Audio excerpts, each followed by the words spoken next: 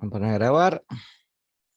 Recuerden, por favor, poner el presente, ¿sí? En la lista de asistencia.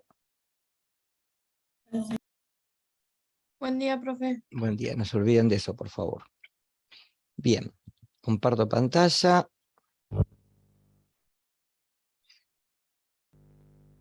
Bueno, vamos a comenzar hoy con el metabolismo de los distintos nutrientes, ¿sí? Vamos a seguir en un orden cronológico. Vamos a empezar con la primera parte del metabolismo de hidratos de carbono. Semana que viene vamos a tomar ciclo de Krebs y cadena transportadora de electrones, algo que ya vieron, pero bueno, vamos a tomarlo bien del punto de vista de los metabolitos que ingresan a Krebs, cuáles pueden ingresar, cuáles no. Y después vamos a tomar toda la ruta de oxidación de lípidos y generación y síntesis de fundamentalmente ácidos grasos.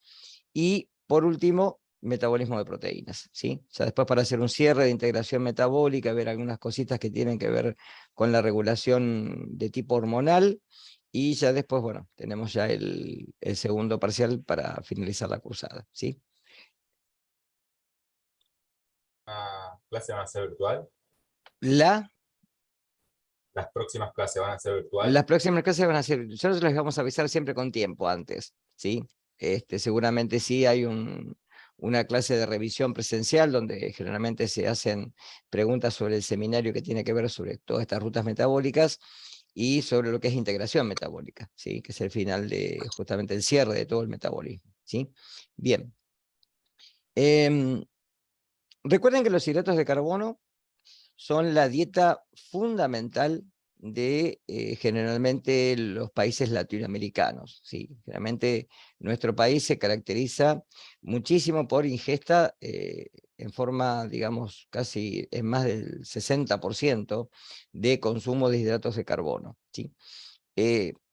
Recuerden también que los hidratos de carbono figuraban como los primeros en las rutas en las cuales digamos, la generación de energía estaba dando justamente por la oxidación de estas moléculas, que no solamente son moléculas pequeñas, porque recuerden que los hidratos de carbono que nosotros consumimos de mayor peso molecular son de 6 átomos de carbono, ¿sí? Ya vamos a ver cuando veamos ácidos grasos, que los ácidos grasos proveen más energía fundamentalmente porque tienen más carbono, ¿sí? Los ácidos grasos que consumimos nosotros y que sintetizamos tienen 10, 12, 14, 18 átomos de carbono, ¿sí? Con lo cual, fundamentalmente rinden más energía. Pero en condiciones, y esto lo vamos a ver en integración metabólica, en las cuales necesitamos energía, de lo primero que hace mano nuestro organismo es los hidratos de carbono, ¿sí? Por eso que generalmente uno dice que es la fuente de energía primaria para todos los heterótrofos. Recuerden que los autótrofos, que son las plantas o algunas células como las algas xenoficias que pueden generar sus propios metabolitos, ¿sí? Utilizan la energía del sol para poder, junto con el dióxido de carbono y el agua, formar compuestos de alto peso molecular, ¿sí? Por ejemplo, el almidón. Nosotros al revés, consumimos complejos, generalmente como el almidón de alto peso molecular, los degradamos y de ahí es como podemos asimilar estas moléculas a nivel intestinal, contraportadas por sodio, y desde ahí poder llevarlos hacia el torrente circulatorio para su aprovechamiento, ¿sí? Hasta acá más o menos estamos con una revisión general de la primera parte. Y algo que tienen que haber visto en fisiología. Bien.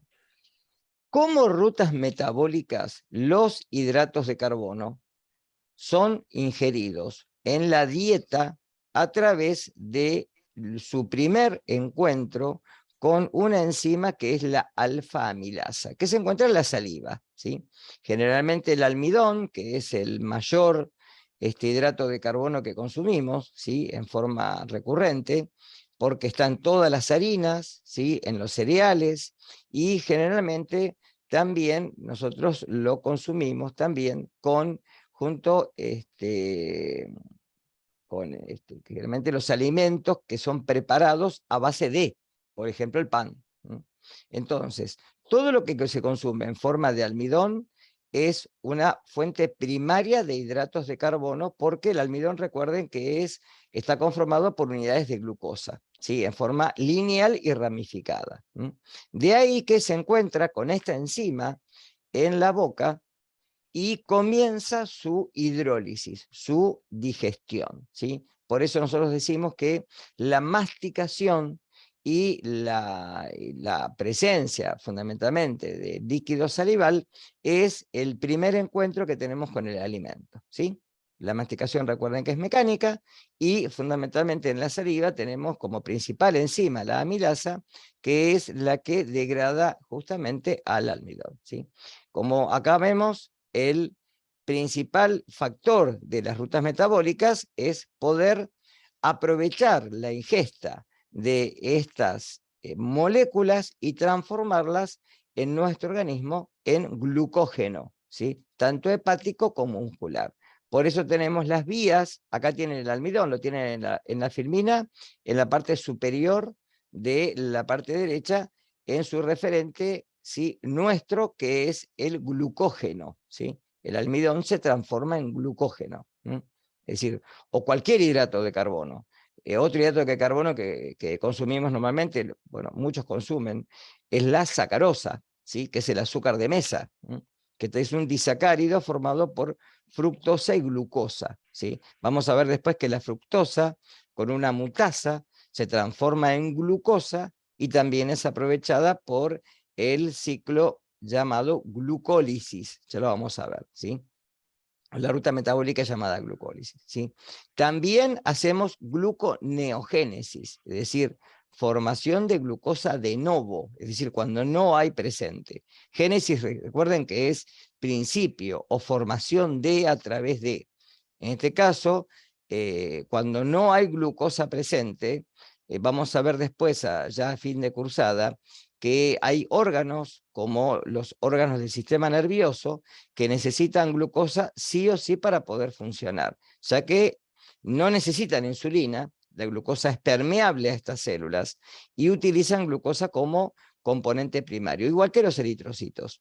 Entonces, estas células se abastecen únicamente de glucosa, y vamos a ver después que en una segunda instancia se pueden abastecer a través de otros compuestos que son los cuerpos cetónicos, ¿sí?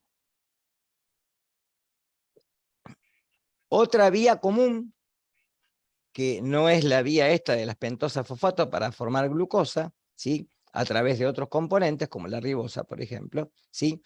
Es la transformación del ácido pirúvico o piruvato en lactato. Esto ocurre en las células que cuando no tienen oxígeno, por ejemplo en el músculo con un ejercicio anaeróbico, transforman el ácido pirúvico proveniente de la glucólisis en ácido láctico. Y vamos a ver que después el ácido láctico sí va hacia el hígado para su conversión en pirúvico y su posterior utilización, ¿sí? Rutas relacionadas con el glucógeno, ¿sí? El glucógeno, recuerden que es un polisacárido de alto peso molecular que se utiliza como una reserva energética a corto plazo y en las células animales, no en células vegetales, ¿sí? Digamos, el componente similar al glucógeno en células vegetales es el almidón. En nosotros, como en cualquier célula animal, se utiliza la formación de glucógeno a nivel hepático y muscular, ¿sí? Es muy importante, fundamentalmente, porque el hígado puede llevar glucosa a la sangre cuando no se encuentra. Por ejemplo, en estados de reposo, ¿sí? O en estados de ejercicio intenso, en las primeras etapas se utiliza el glucógeno, ¿sí? Vamos a ver que el glucógeno se degrada en las células hepáticas y musculares, pero solamente puede ser llevado al torrente circulatorio, o sea, al sistema circulatorio, solamente por las células hepáticas. Las células musculares lo degradan, pero lo utilizan in situ, es decir, dentro de la fibra muscular. No lo pueden llevar al torrente circulatorio por la falta de una enzima que ahora la vamos a ver. ¿Hasta acá está claro? Por eso, tenemos dos vías alternativas. Una es la glucógenogénesis y otra es la glucógenolisis. Son vías que se denominan, ¿sí?, vías contrarias. Es decir, una vía es catabólica y la otra vía es anabólica. La vía catabólica es la glucógenolisis y la vía anabólica es la glucógenogénesis, ¿sí?, que ocurren en distintos momentos y vamos a ver que se dan por la distinta presencia de hormonas producidas fundamentalmente, dos de ellas, perdón, por el páncreas y una por las glándulas suprarrenales, ¿sí? Rutas relacionadas con los monosacáridos. El primer y digamos, el monosacárido principal en nuestro torrente circulatorio es la glucosa. Por eso a los individuos se les mide lo que se denomina glucemia, que es glucosa en sangre, ¿sí? Hay valores de referencia para la glucemia en sangre, ya que fundamentalmente cuando este hidrato de carbono aumenta su concentración en sangre, se da una enfermedad que se denomina diabetes mellitus, ¿sí?, en lo cual la glucosa aumenta en sangre y generalmente causa una enfermedad crónica que a largo plazo puede terminar con la vida del individuo, ¿sí? Es una enfermedad que una vez que aparece en la vida, ya sea en la niñez, en la adolescencia o posteriormente en la adultez, ¿sí?, tiene que tratarse mediante fármacos. Si uno es la insulina, en la diabetes generalmente que se denomina tipo 1 o del infanto juvenil, y la diabetes tipo 2, que se trata generalmente con antiglucemiantes orales en una primera etapa, y cuando ya no responde, hay que pasarlo a insulina, ¿sí? Porque generalmente el diabético tipo 2 tiene insulina, pero lo que no tiene son receptores en las células para que la glucosa pueda penetrar. En cambio, en la diabetes tipo 1, lo que generalmente se dice que es de carácter idiopático, es decir, no hay una causa fundamental, sino que es multicausal, porque puede ser o bien porque falta insulina, porque la insulina se secreta de alguna forma sin excindir el péptido C, que es el péptido join de unión, porque se almacena como preinsulina en las células beta de Langerhans del páncreas, y cuando se secreta, ¿sí?, se debe excindir este péptido. Esa es una de las formas. Puede haber anticuerpos antiinsulina, como si fuera una enfermedad autoinmune. Puede ser a nivel genético, porque la insulina no se sintetiza de forma, ¿sí?, que los aminoácidos se conectan de la forma correcta para que se pueda ser efectiva a nivel de la membrana plasmática de las células que necesitan, etc. En cambio, en la diabetes tipo 2 generalmente es porque no hay receptores, hay falta de receptores en la membrana de las células y la glucosa no puede entrar, ¿sí?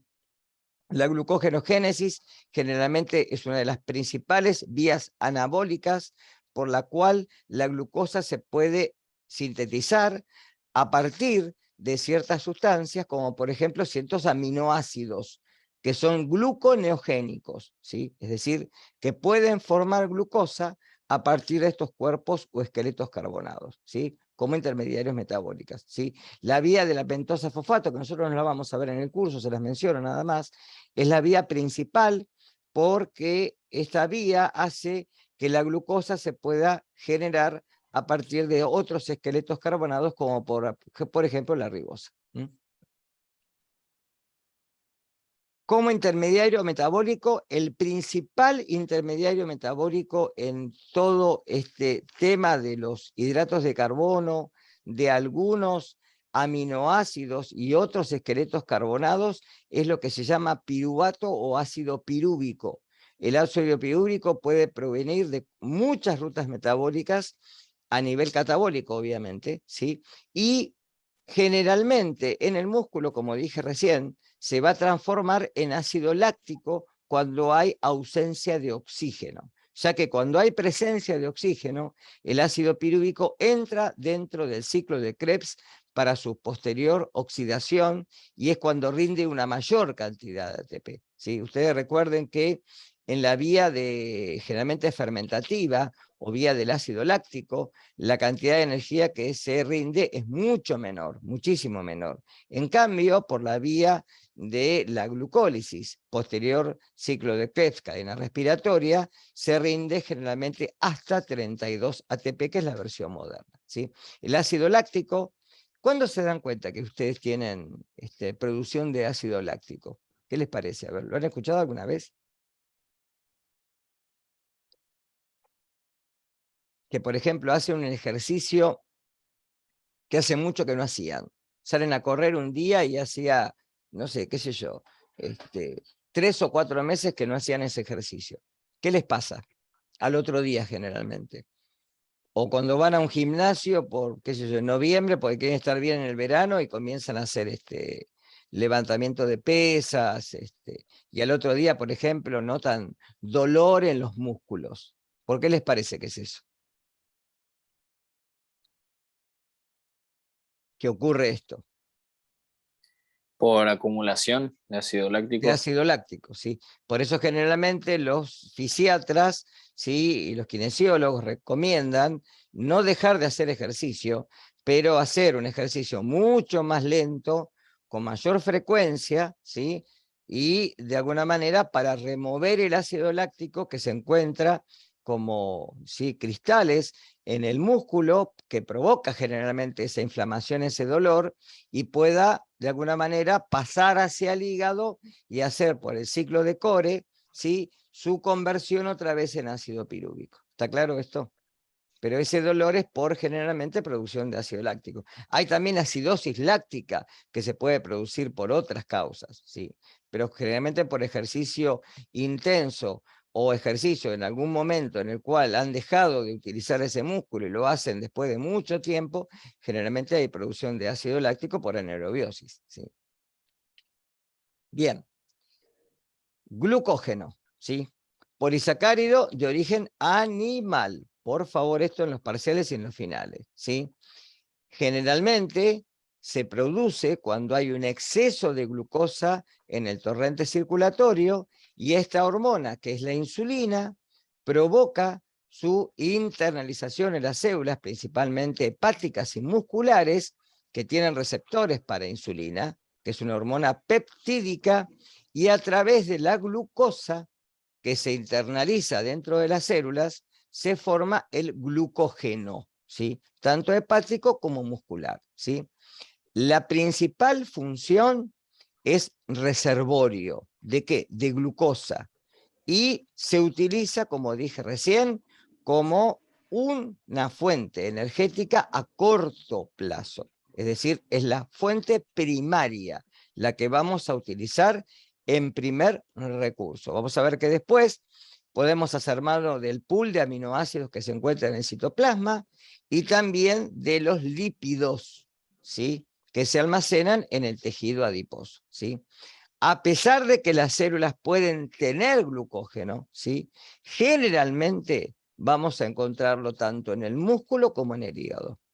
En el músculo se almacena una mayor cantidad porque la masa muscular tiene mayor proporción en composición de tejido que la masa hepática, ¿sí? Pero recuerden que solamente el hígado puede mantener los niveles de glucosa en este valor generalmente que se encuentra entre los 70 y los 100 a 110 miligramos por decilitro en sangre. Es decir, si yo hago una extracción en sangre a un individuo con 10 horas de ayuno, voy a encontrar que si está normal, está dentro de este valor de referencia. Hoy en día se trata, como dije recién, de que sea de 70 a 100. Esos 10 miligramos que se están cambiando es porque hay una zona gris que está entre los 100 y los 126 miligramos de decilitro. ¿Por qué zona gris? Porque si a un paciente en ayunas se le hace una glucemia y da superior a 1,26, ya con un intervalo de tiempo de, por ejemplo, una semana, uno ya considera que ese individuo es diabético. Si en cambio está entre esa zona gris, generalmente el médico le va a derivar para que se haga una prueba de tolerancia a la glucosa, o si son niños o embarazadas, una glucemia postprandial, o sea, después de un desayuno. Se le hace basal y en desayuno, ¿sí? Si la glucosa es superior a 1,80, ya se considera que ese individuo es diabético. ¿Está claro esto? Glucogenogénesis. Glucógeno-génesis. Génesis, formación. Glucógeno, formación de glucógeno, ¿sí? Acá les puse las cantidades. Fíjense que en el hígado se puede formar una cantidad aproximada de 150 gramos y el resto en el músculo de 200 a 300, ¿sí? Y se puede acumular, a ver, en una competencia, precompetencia, que se recomienda al atleta que ingiera generalmente los 3 días anteriores. Antes se hablaba de un día, ahora se habla de 3 aproximadamente. ¿Qué tiene que comer? Generalmente como cena los 3 días anteriores precompetencia. Estamos hablando de alto rendimiento, ¿sí? Hidrato de carbono. Hidratos de carbono, pastas, por ejemplo, pastas, almidón, pizza, ¿sí? Pero generalmente para acumular una mayor cantidad de glucógeno a nivel muscular y hepático, ¿sí? ¿Está claro esto? Por eso que hay un máximo que se puede acumular en el músculo. Ahora, en la glucogenogénesis, la glucosa, cuando entra en las células, se fosforila, se transforma en glucosa 6-fosfato. La pregunta es ¿por qué? Ustedes piensen esto. Si vieron en las materias anteriores lo que es transporte celular, las moléculas normalmente, ¿cómo entran en la célula a favor del gradiente? Cuando la concentración es mayor, ¿dónde? Estoy hablando de difusión facilitada, en este caso, porque entran por un transporte con sodio. ¿Cómo entran? Cuando es mayor, ¿dónde? ¿En el extra o en el intracelular?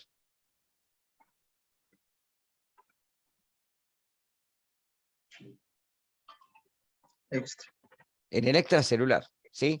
Entonces, si afuera tengo glucosa, y ni bien la glucosa entró, se fosforila, no es lo mismo la glucosa 6-fosfato que la glucosa.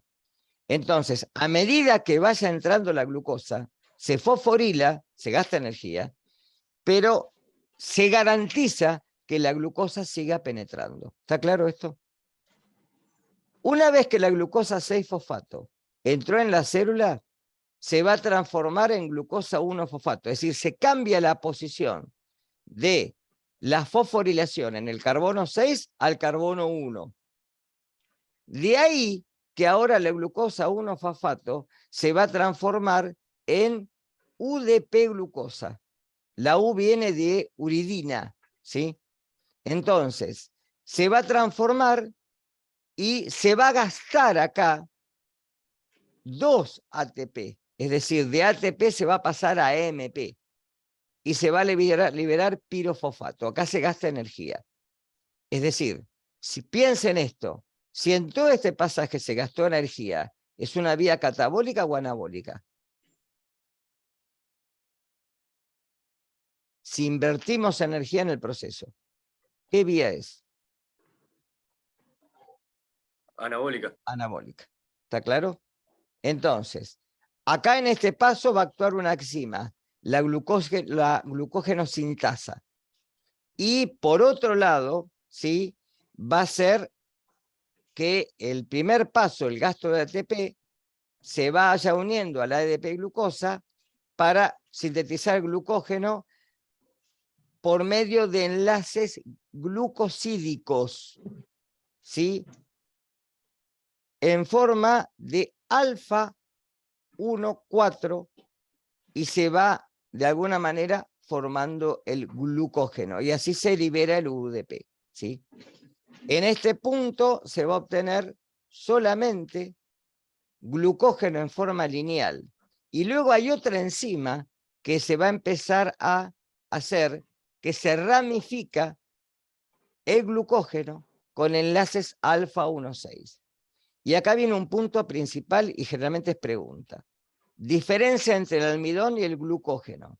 Mientras que el almidón es pobremente ramificado, porque son enlaces alfa 1,4 y algunos alfa 1,6. El glucógeno es altamente ramificado. ¿Qué es lo que favorece esto? Primero, que el almidón se almacena como un poca agua. Por eso que es insoluble en agua prácticamente. En cambio, el glucógeno es soluble en agua y se almacena con una gran cantidad de agua. ¿Está claro? A mí una vez, me acuerdo hace mucho, me preguntó un físico-culturista si inyectarse insulina era bueno para favorecer el crecimiento de la masa muscular. Y yo le dije que estaba equivocado. Si se lo habían recomendado, estaba mal. ¿Por qué? Porque inyectarse insulina, cuando hay insulina pancreática, puede generar una atrofia de las células beta de Langerhans y puede generar una diabetes tipo 2 sin tener que ser diabético. Es un error eso. Porque claro, almacenarlo con agua genera una mayor cantidad de inflamación en el tejido muscular, pero es erróneo eso. Eso no hay que hacerlo. ¿Está claro? Entonces, recuerden, mientras que el glucógeno se almacena con una gran cantidad de agua, el almidón es muy pobre en almacenamiento de agua. Es una diferencia fundamental, porque el almidón es pobremente ramificado, en cambio el glucógeno es altamente ramificado, ¿sí? Por eso se almacena, ¿sí?, como glucógeno en las células hepáticas y musculares para su reserva. Esto es principal. Acá tienen lo mismo que les dije recién. La glucoquinasa o exoquinasa, que es la misma enzima, pero en distintos órganos, ¿sí?, va a transformar la glucosa en glucosa 6-fosfato. Después una fosfoglucomutasa. Recuerden que todas las mutasas lo que hacen es cambian el enlace del carbono 6 al carbono 1. Acá interviene el UTP, que tiene energía, muy parecido al ATP, ¿sí? Y una UDP, glucosa pirofosforilasa, libera 2-pirofosfato y la transforma en UDP glucosa. Ahora, muy importante, mientras haya glucógeno, tanto hepático como muscular, se sigue sintetizando a partir del glucógeno preexistente. ¿Está claro? Es decir, ya hay glucógeno en la célula y a partir de esto se siguen entrando unidades de glucosa. Tanto sea unidades que van a hacer que sea lineal o con la enzima ramificante ramificada. Por eso tenemos glucosa a partir de enlaces alfa 1,4 y alfa 1,6, ¿sí? Busquen después, por favor, en el libro, cuál es la diferencia entre la glucoquinasa y la exoquinasa. Y a ver qué encuentran. Y la clase que viene lo discutimos, ¿puede ser? ¿Y qué pasa si no hay glucosa? No hay glucógeno, perdón. Es decir, si por ejemplo, yo así salí a hacer una competencia de alto rendimiento, una maratón, me quedé sin glucógeno, se gastó todo, ya vamos a ver qué pasa después. No hay. ¿De dónde se empiezan a enganchar las unidades de glucosa? Si no hay. Acá interviene una proteína que se llama glucogenina.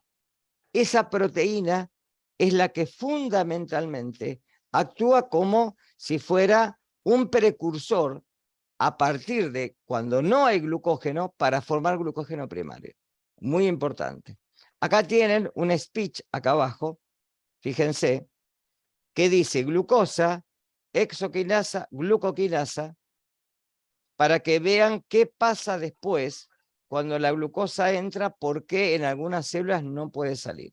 Ahí está la clave de lo que tienen que buscar. ¿Está claro? La clase que viene lo discutimos. Entonces, como dije recién, cuando no hay glucógeno, esta proteína que se denomina glucogenina, generalmente es pregunta de final esta, ¿sí?, es la que actúa como precursor para que las unidades de glucosa se puedan ir uniendo y formando glucógeno. Y acá está, la síntesis de glucógeno requiere de glucógeno preexistente. Si no hay, necesita de la glucogenina. ¿Quedó claro? Bien, glucogenólisis, otro tema principal. La glucosa acá se almacenó como glucógeno. Bárbaro, ¿sí? ¿Qué pasa cuando necesitamos energía? Una fuente primaria es la ingesta de hidratos de carbono y las células que necesitan energía ya utilizan la glucosa transportada por sodio, presencia de insulina, ¿sí? Cuando sobra, se almacena como glucógeno. Ahora, en las células que necesitan hacer glucólisis, ¿sí? O a partir de la glucogenólisis, ¿sí? El glucógeno se comienza a hidrolizar, ¿sí? Y esto principalmente hay un switch que cuando hay descenso de glucemia, es decir, cuando baja por ¿sí? este límite que son los 70 miligramos por decilitro, se sensa a nivel pancreático la falta de glucosa, porque el exceso de glucosa genera generalmente la liberación de insulina. Y esto provoca la síntesis de la excisión, perdón, y la síntesis de una hormona que se denomina glucagón, que es antagonista, ¿qué es el antagonista? Que provee la acción contraria de la insulina. Es decir, la insulina provoca la síntesis de glucógeno. El glucagón y la adrenalina de las glándulas suprarrenales provoca justamente la liberación de glucosa en sangre. ¿Sí? ¿Está claro esto? A la sangre, perdón. ¿Sí? Entonces, primero se degrada, ¿sí? A partir del glucógeno hepático, para generalmente drenar o llevar, ¿sí? La glucosa en sangre. Y posteriormente en el músculo, pero la tiene que ser utilizada por el músculo. Cuando en el músculo se acabó, tiene que tomarla a partir del torrente circulatorio, ¿sí? Para la degradación de la enzima, hay dos enzimas, una que corta los enlaces alfa 1,4, que es la glucógeno-fosforilasa, y aparte la fosforila, y la enzima desramificante que rompe los enlaces alfa 1,4 y alfa 1,6, ¿sí? Y esto libera glucosa adentro del citoplasma, ¿sí? Acá están las hormonas, que es lo que dije recién. Insulina es estimulada por el aumento de la glucosa en sangre, generalmente cuando consumimos alimentos. La acción, disminuir la glucosa en sangre, para que justamente no se provoque esta enfermedad que es la diabetes. El glucagón sí se estimula por la disminución, justamente lo que dije recién, de la glucosa en sangre. Y estimula la glucógenogénesis del hígado al aumentar la glucosa en sangre. La adrenalina, generalmente cuando hay ejercicio, provoca la disminución de la glucosa en sangre, estimula la liberación de glucógeno y la liberación de glucosa por el hígado, y la noradrenalina, que es muy parecida, ¿sí? También es debido al ejercicio intenso y estimula también la degradación de proteínas y la glucogenogénesis aumenta la glucógeno en sangre, ¿sí? Acá tienen el ciclo, fíjense que cuando aumenta la glucosa en sangre, ¿sí? Se promueve la liberación de insulina y el páncreas libera insulina para que se forme glucógeno. Al revés, cuando hay bajos niveles de glucógeno, ¿sí? Fíjense la flecha del color, el páncreas, las células alfa, no las beta, liberan glucagón y esto degrada el glucógeno. Por eso se dicen que son hormonas antagonistas. Bueno, muy importante, ¿sí?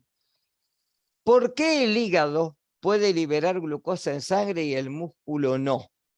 Fundamentalmente el hígado tiene una enzima que se denomina glucosa 6-fosfatasa. Ustedes recuerden, las quinasas agregan grupo fosfato, las fosfatasas los exilnen, los sacan. Entonces ahora dentro de la célula ya no hay más glucosa fosfato, hay glucosa. Como hay glucosa, pasa al torrente circulatorio directamente. Esta actividad enzimática solamente se encuentra en el hígado. Por eso este órgano puede llevar glucosa a la sangre, ¿sí? Entonces, la glucosa 6-fosfato que se liberó a través de la glucogenólisis se transforma en glucosa y por los transportadores pasa ahora al sistema circulatorio, al intersticio y de ahí a la sangre, ¿sí? El resto de los tejidos, ¿sí? La glucosa 6-fosfato se utiliza para necesidad metabólica, fundamentalmente en el tejido muscular. Por eso no ceden glucosa al torrente circulatorio. Muy importante esto. Glucólisis, ¿sí? Oxidación de la glucosa, ¿sí? Acá vamos a tener dos fases en la glucólisis. Una fase en la cual se prepara la glucosa para su transformación en el derivado metabólico intermediario principal, que es el ácido pirúvico, y en dos intermediarios anteriores, y una fase en la cual recién acá se obtiene energía, ¿sí? Entonces, ¿dónde tiene lugar la glucólisis? Importante, en el citoplasma, ¿sí? La glucólisis ocurre en el citoplasma. Vamos a ver que después de la glucólisis viene el ciclo de Krebs. Esto ocurre en las mitocondrias, únicamente. ¿Está claro? Entonces, todo lo que me voy a hablar ocurre en el citoplasma, ¿sí? Esto ocurre tanto en las células eucariotas como procariotas. En las procariotas recuerden que no hay mitocondrias, pero sí en algunas células procariotas hay sistema de transportadores de electrones en la membrana, con lo cual también hay ciclo de Krebs, ¿sí? También hay vía fermentativa. La degradación genera pirúvico como intermediario metabólico. Y la fermentación, como dije recién, da ácido láctico, ¿sí? Es decir, de la glucólisis tenemos ácido pirúvico. O bien puede entrar en Krebs, o bien puede entrar vía, ¿sí?, lactato, producción de lactato como producto final, ¿sí? Entonces, la vamos a dividir en dos fases. Una fase preparatoria, donde acá hay que gastar ATP, y recién el producto hace de que se gasten 2 ATP por cada molécula de glucosa, ¿sí? En esta fase las moléculas se preparan para su posterior procesamiento. Y una fase de beneficios o rendimiento energético, donde acá la transformación de un intermediario metabólico, que es el gliceraldehído 3-fosfato, se obtienen 4 ATP y 2 NAD. Es decir, que si acá obtenemos 2, obtenemos 4 y gastamos 2, el rendimiento general vamos a ver que son 2 ATP y 2 NAD por cada molécula de glucosa que se hidroliza. Fases de la glucólisis. Importante, no les voy a pedir las enzimas ni los nombres, pero sí que recuerden, ¿sí?, cómo es la fase. En la fase preparatoria, la glucosa que entró dentro de la célula se va a fosforilar, ¿sí? Esta fosforilación hace que se gaste un ATP, el primer ATP que se gasta, por una enzima que se denomina glucosa 6-fosfato. Glucosa 6-fosfatasa, perdón. ¿Sí? Perdón, vuelvo para atrás. Exoquinasa. Por eso después busquen la diferencia de la exoquinasa con la glucoquinasa, ¿sí? La exoquinasa hace que la glucosa se transforme en glucosa 6-fosfato.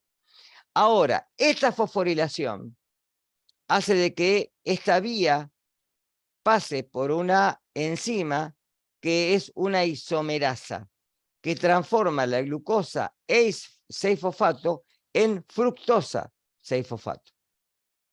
Recuerden que esta es una mutasa y hace que esta isomerasa ahora se transforme con otro gasto de ATP en fructosa 1,6-bifosfato. Es decir, que ahora la glucosa, si ustedes miran el dibujo de las figuras, prácticamente quedó con una forma que es prácticamente muy parecida, como si la pudiéramos dividir en dos, con un espejo.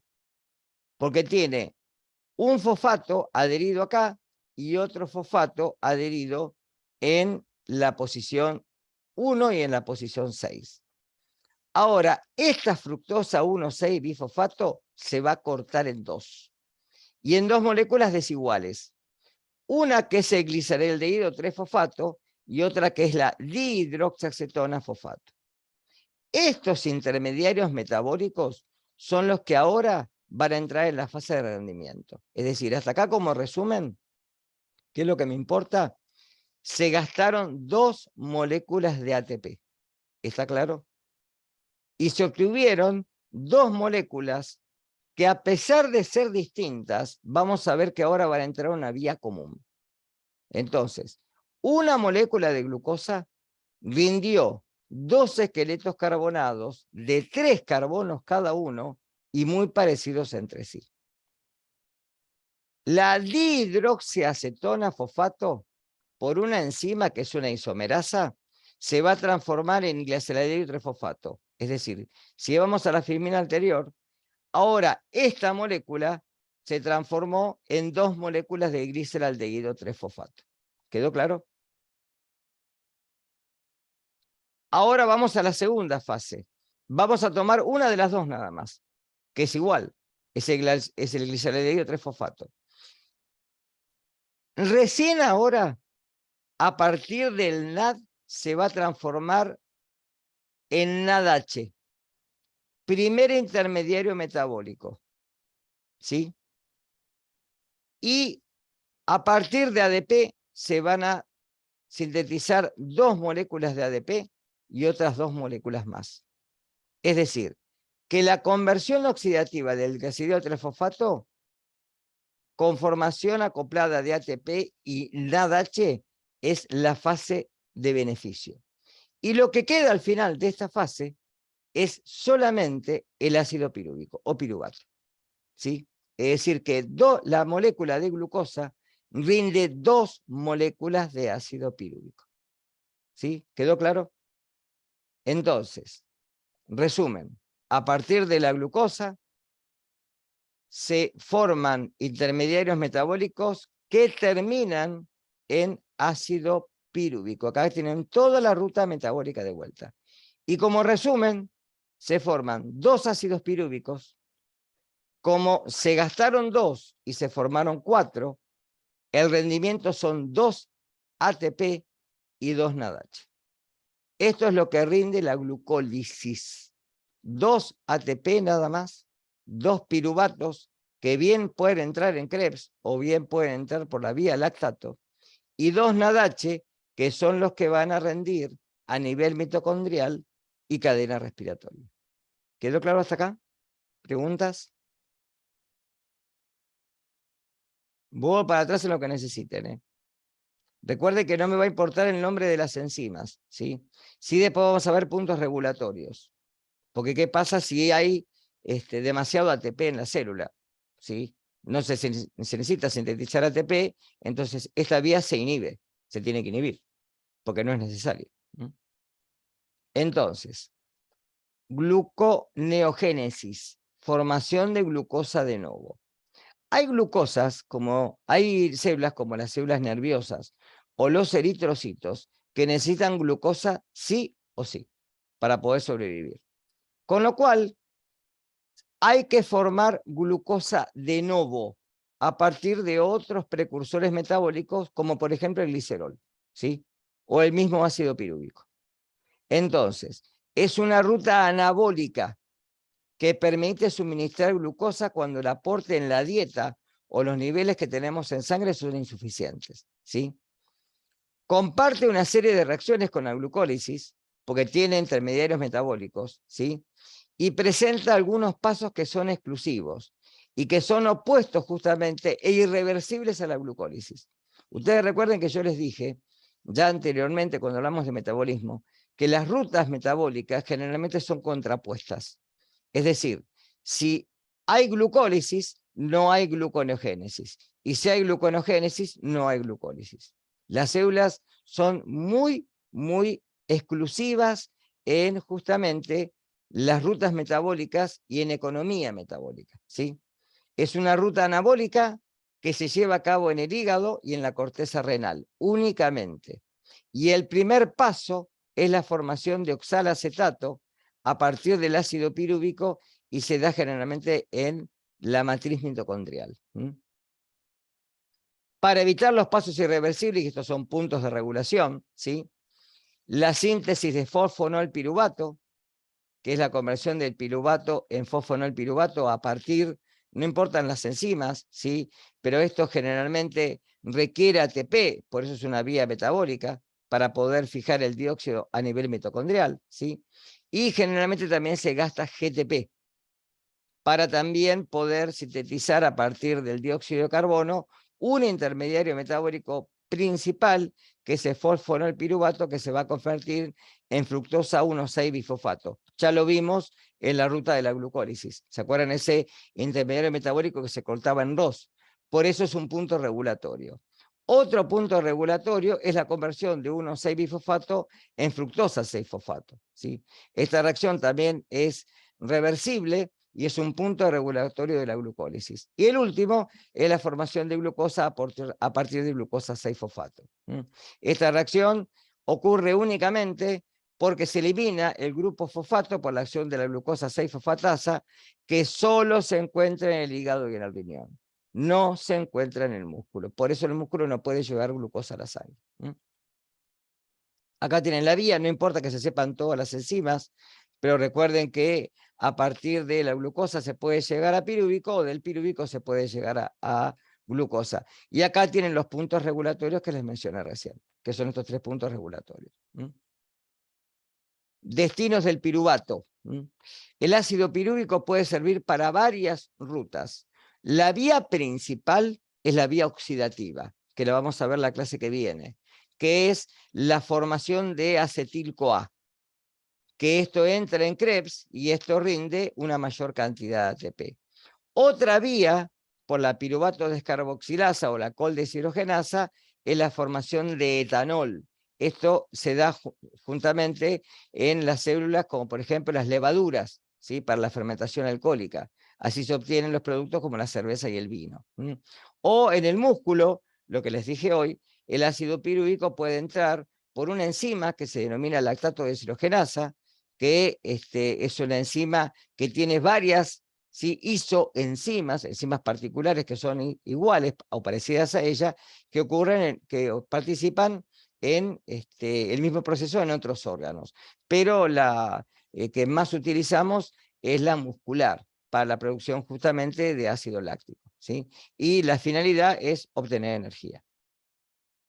Fermentaciones y reciclaje del NADH. Las fermentaciones constituyen generalmente rutas metabólicas y estos generalmente reciclan el NADH gastado en la formación de NAD en la ruta glucolítica, y si no se puede producir dicho reciclaje, la glucosa se vería bloqueada por falta de NAD. Esto generalmente se da cuando hay mucho ATP y esta ruta metabólica generalmente se bloquea para justamente no tener la oxidación del NAD en NADH. La fermentación alcohólica ocurre generalmente en las células procariotas, ¿sí? O en las levaduras, y es la fermentación que a partir del piruvato se obtiene oxalacetato y fundamentalmente etanol. Esto ocurre generalmente en las células de las levaduras o también en las bacterias, en las células procariotas, ¿sí? La fermentación láctica, recuerden que ocurre en el músculo, ¿sí? Y generalmente esto se da cuando hay falta de oxígeno. Por eso no se puede producir el ciclo de Krebs. Recuerden que el oxígeno es el intermediario metabólico, que es el último aceptor de electrones en el ciclo de Krebs. Y el piruvato, con el NADH, se transforma en lactato y NAD, ¿sí? Y el lactato va hacia el hígado para el ciclo de Cori. Acá lo tienen. El ciclo de Cori es un ciclo alternativo que a partir del lactato, ¿sí? A partir del lactato producido en la célula muscular, ¿sí? Llega a la célula hepática, y por medio del lactato de sinoscaras, que la misma enzima, ¿sí? Actúa por vía reversible, se transforma en piruvato y esto luego lo transforma en glucosa para poder llevarse a la sangre. Es muy importante porque el ácido láctico a veces, ¿sí? Cuando se produce de una manera exacerbada, se produce acidosis láctica y es una acidosis metabólica que hay que compensarla. Y creo que hasta acá, creo que es la última. Se me dio esto.